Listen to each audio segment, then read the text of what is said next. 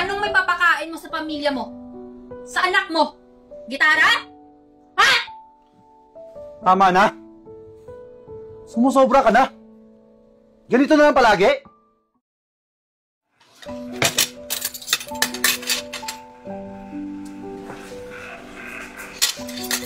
Oh, Mio, nasaan na yung papa mo? Ba't di mo niyayang mag-almusal?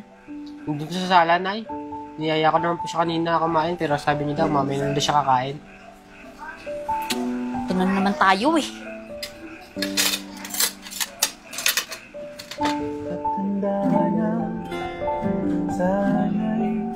Hoy, Jonathan!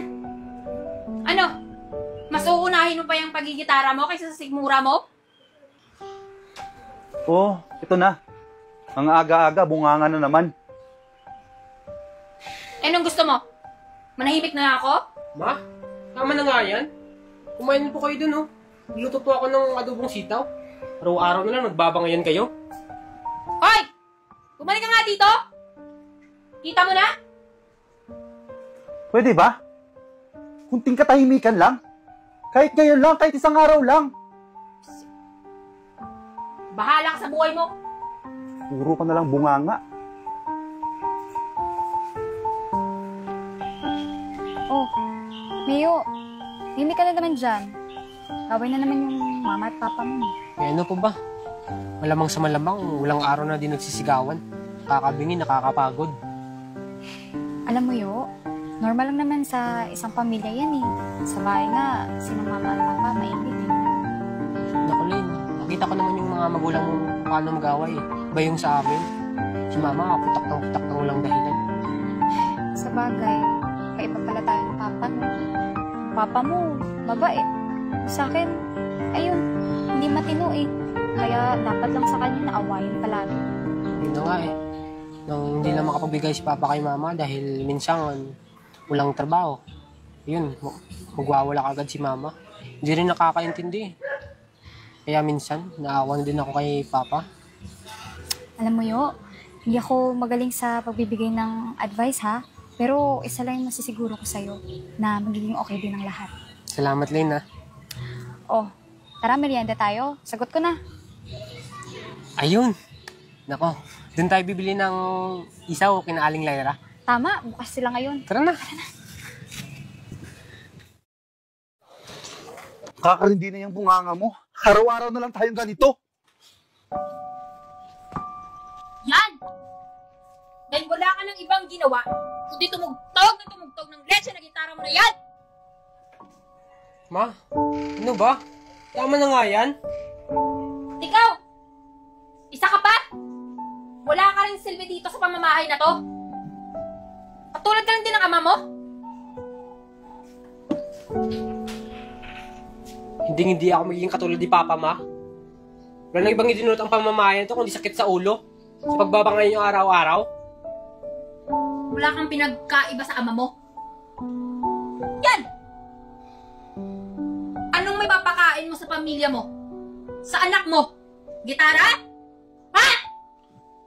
Tama na. Sumusobra ka na. Ganito na lang palagi.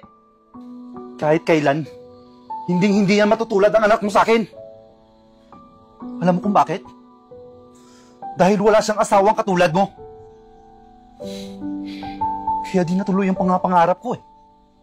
Dahil sa'yo. Pinapili mo ako, di ba? Ang pangarap ko or ikaw, malamang pipiliin kita. Dahil mahal kita.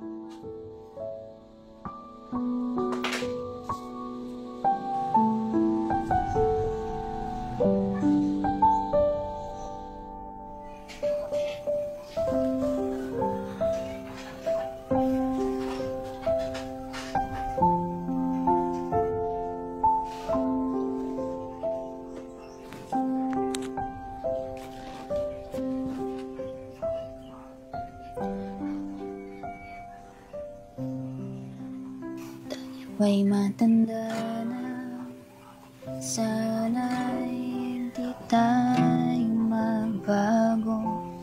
Kailanman, nasaan may tuwang pangarap ko. Buha mo pa kaya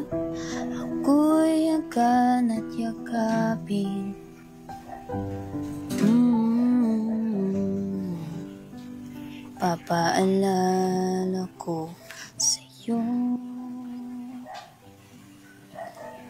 Ma?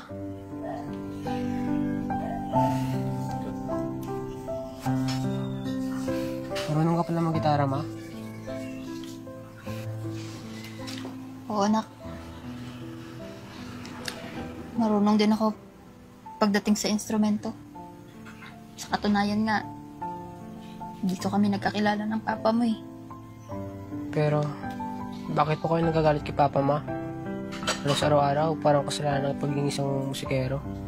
Eh, musikera din kayo, ah.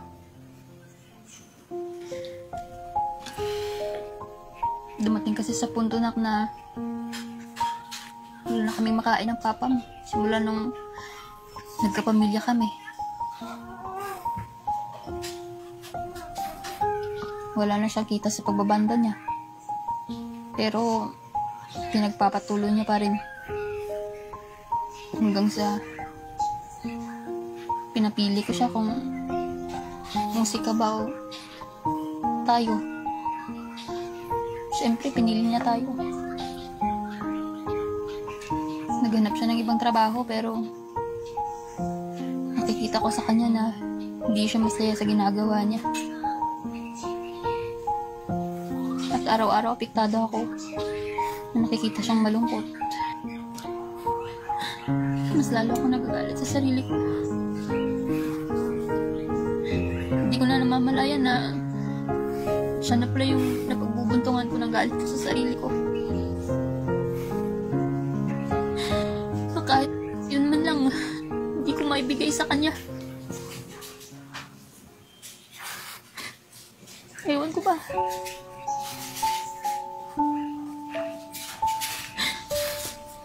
Mapatawarin mo ako sa mga masasakit na salita na nasabi ko. Hindi ko naman talaga intensyon na saktan kayo eh. Mahal ko kayo.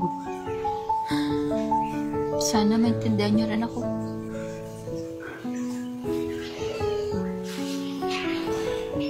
Tama na yan. Tama na yan. Sorry kung pinagkait ko sa yung pangarap mo. Tahan na. Alam nyo, ano mang pagsubok o gulo ang kinaharap ng pamilya natin. Ang importante ay, ito, buo ang pamilya natin. Handa ako magsakripisyo. Kahit pangarap ko pa yan. Mahal kita. Mahal ko kayo ng anak natin. At, pasensyahan mo na ako Kung nasaktan man kita, hindi ko yun sinasadya. Love you, anak. I love you too pa, Ma. Love you na. O ano? Jamming tayo? Sige. Ano bang gusto niyo? Yung paborito mong kanta? Sige. Sige. Tayo'y matanda na, sana'y di tayo magbago. Kailanman, nasaan man, ito ang pangarap ko. Nakuha mo pa kaya ko'y yakan at yakapin.